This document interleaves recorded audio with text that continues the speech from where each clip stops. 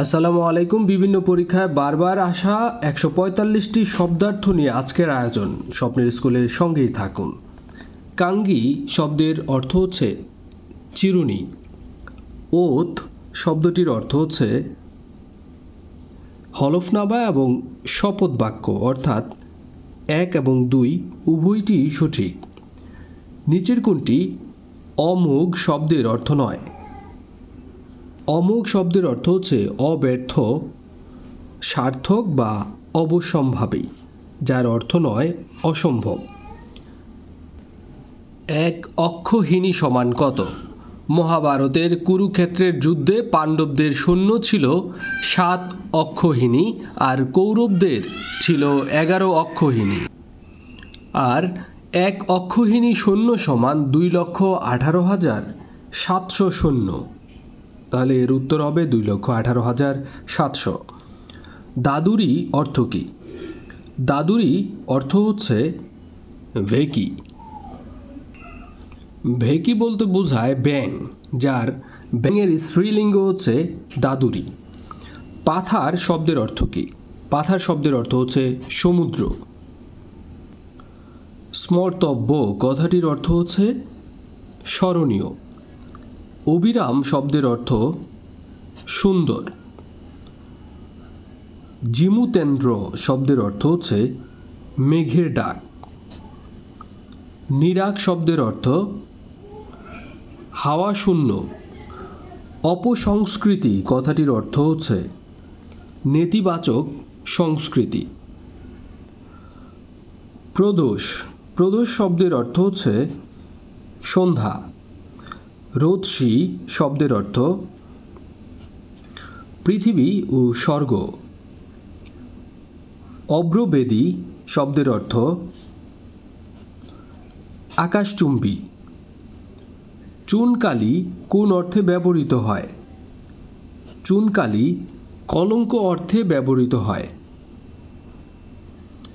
অর্থ প্রসারের দৃষ্টান্ত কোনটি? গঙ্গা থেকে গাং, এটি অর্থ প্রসারের দৃষ্টান্ত। সুচিস্মিতা শব্দের অর্থ যে নারীর হাসি পবিত্র। বামেতর শব্দের অর্থ হচ্ছে ডান। কাদম্বিনী শব্দের অর্থ মেঘমালা। তমিশ্র শব্দের অর্থ অন্ধকার। চাল নেই চুলো নেই মুখে বড় কথা, এখানে চাল শব্দটি কোন অর্থে প্রয়োগ হয়েছে? চাল এখানে আশ্রয় অর্থে ব্যবহৃত হয়েছে। খগ শব্দের অর্থ হচ্ছে পাখি। তন্ডুল শব্দটির অর্থ চাল। এখানে এই চাল মানে হচ্ছে চাউল, খাওয়ার উপকরণ, আর এখানে এই চাল মানে হচ্ছে ছাউনি। বহুব্রীহি শব্দের অর্থ হচ্ছে বহুদান। অভিনিবেশ শব্দটির সঠিক অর্থ হচ্ছে মনোযোগ। পেটোয়া শব্দের অর্থ অনুগত। হরিৎ শব্দটির অর্থ সবুজ। মেনিমুখ বলতে বোঝায় লাজুক। আভরণ শব্দের অর্থ অলংকার। দিন যায় কথা থাকে, এখানে যায় কি অর্থে ব্যবহৃত হয়েছে? যায় অতিবাহিত অর্থে ব্যবহৃত হয়েছে। টপ্পা এটি কি? টপ্পা হচ্ছে এক ধরনের গান। শিকড় শব্দের অর্থ জলকণা। সাপদ শন যোগ পদ, এখানে শন শব্দের অর্থ কি?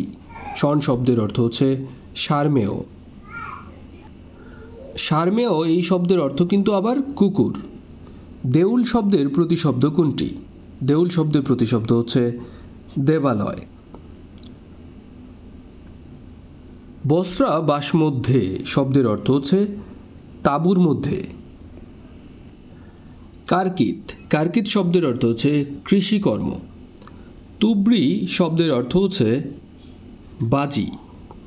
প্রকর্ষ শব্দের সমার্থক শব্দ হচ্ছে উৎকর্ষ। পরশ্য শব্দটির অর্থ পরশু। উপরোধ শব্দের অর্থ অনুরোধ।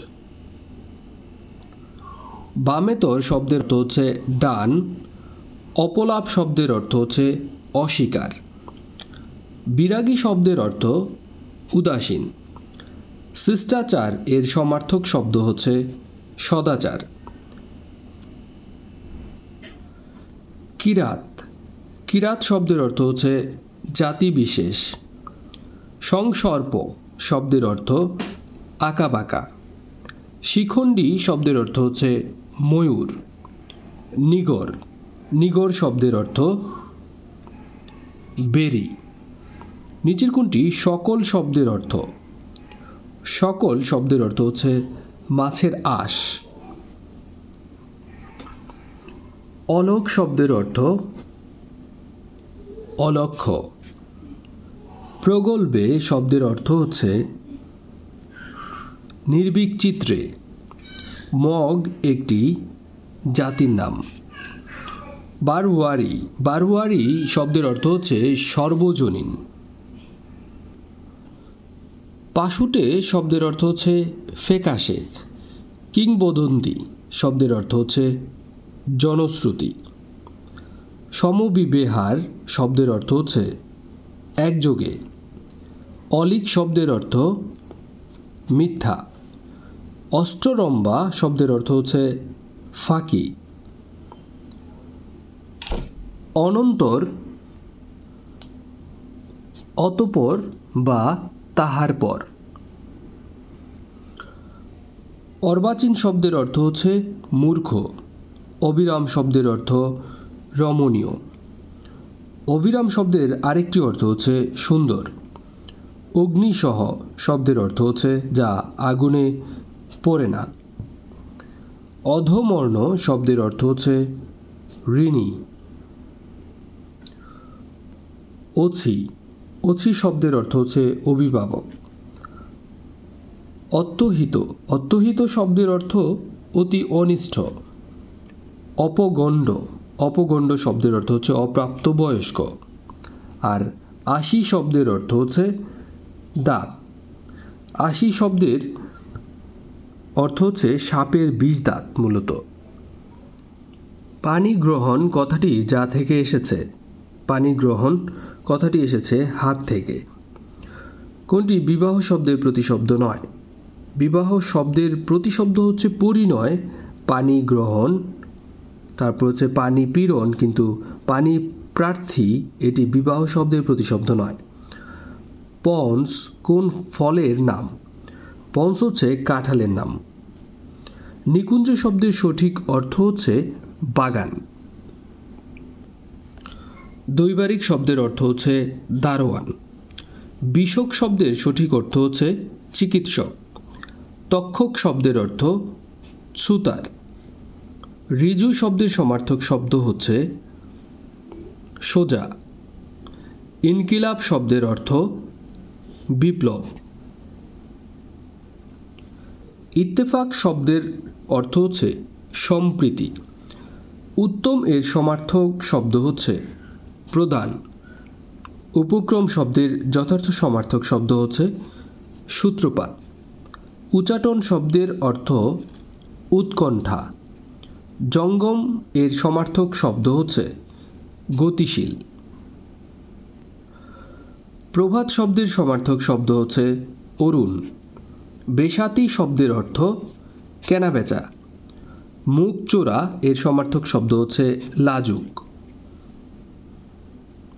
শিকড় শব্দের অর্থ জলকণা। শিষ্টাচার এর সমার্থক শব্দ হচ্ছে সদাচার।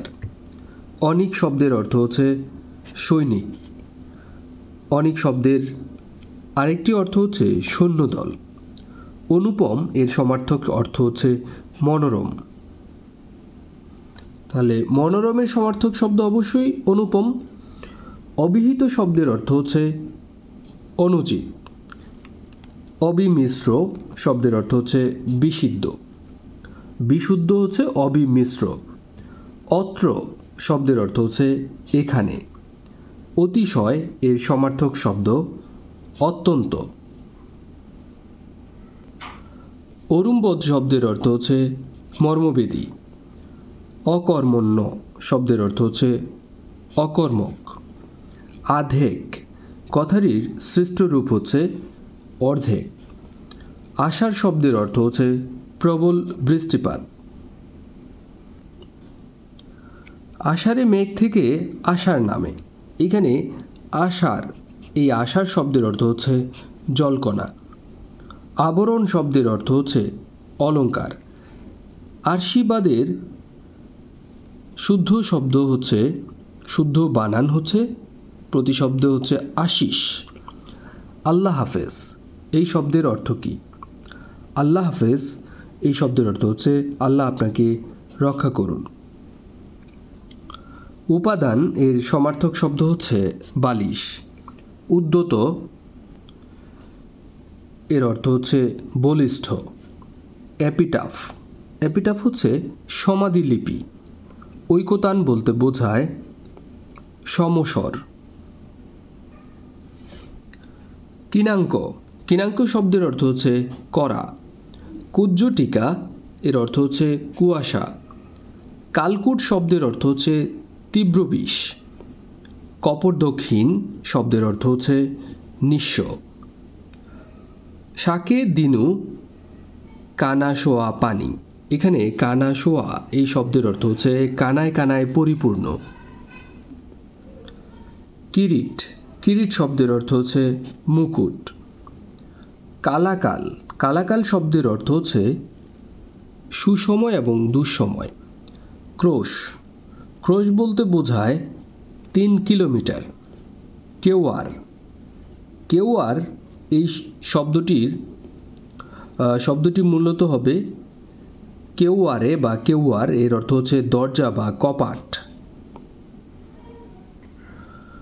কর্বুর শব্দের অর্থ হচ্ছে রাক্ষস।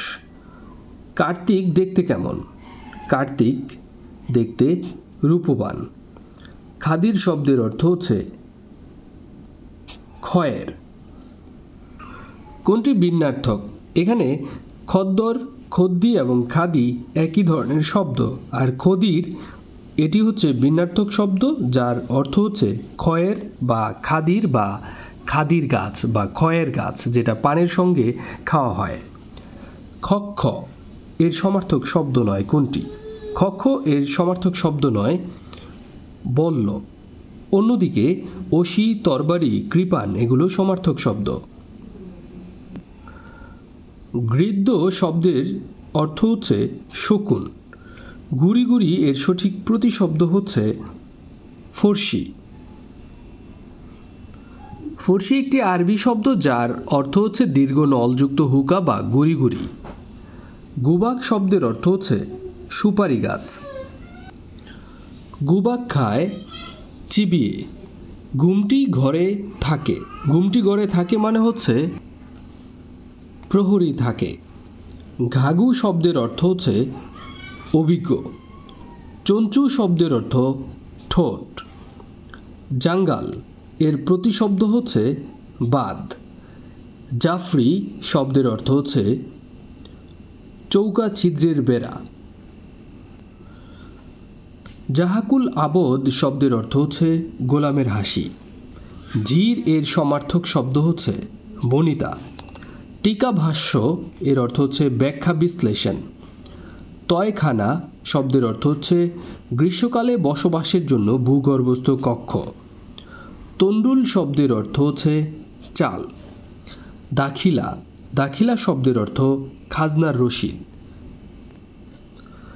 ধীমান শব্দের অর্থ বুদ্ধিমান। প্রথিত শব্দের অর্থ হচ্ছে বিখ্যাত। নির্বন্ধ শব্দের অর্থ হচ্ছে বিধান। নির্বন্ধ ও প্রথিত শব্দদ্বয়ের অর্থ যথাক্রমে নির্বন্ধ শব্দের অর্থ হচ্ছে বিধান আর প্রথিত শব্দের অর্থ হচ্ছে বিখ্যাত। নীতি শব্দের অর্থ হচ্ছে রোজ, এটা কিন্তু দন্তন্য রসইকার। নীতি এর অর্থ হচ্ছে রোজ। শির নেহারি নত শির ওই শিখর হিমাদ্রির, এখানে নেহারি শব্দের অর্থ হচ্ছে দেখে। কাজী নজরুল ইসলামের বিদ্রোহী কবিতা থেকে নেওয়া হয়েছে এই লাইনটি। বলো বীর, বলো উন্নত মম শির, শির নেহারি আমারি নত শির ওই শিখর হিমাদ্রির। নিপ শব্দের অর্থ হচ্ছে কদম। পরাহত শব্দের অর্থ হচ্ছে পরাজিত। প্রাংশু শব্দের অর্থ হচ্ছে দীর্ঘকায়। প্রাকার শব্দের অর্থ প্রাচীর। প্রতীতি শব্দের অর্থ হচ্ছে বিশ্বাস। পল্লবগ্রাহিতা শব্দের অর্থ হচ্ছে ভাষা ভাষা জ্ঞান। প্রতীকধর্মী মানে হচ্ছে নিদর্শন জ্ঞাপক। পুষ্পারতি এই শব্দের অর্থ হচ্ছে ফুলের নিবেদন। টপিক ভিত্তিক এই আলোচনাগুলো আপনাকে গোছানো প্রস্তুতি নিতে অনেক বেশি সহায়তা করবে। আর এই টপিক ভিত্তিক আলোচনাগুলো পেতে আমাদের ভিডিও ডেসক্রিপশনে দেখবেন। আশা করছি সবগুলো ভিডিও মনোযোগ সহকারে দেখবেন।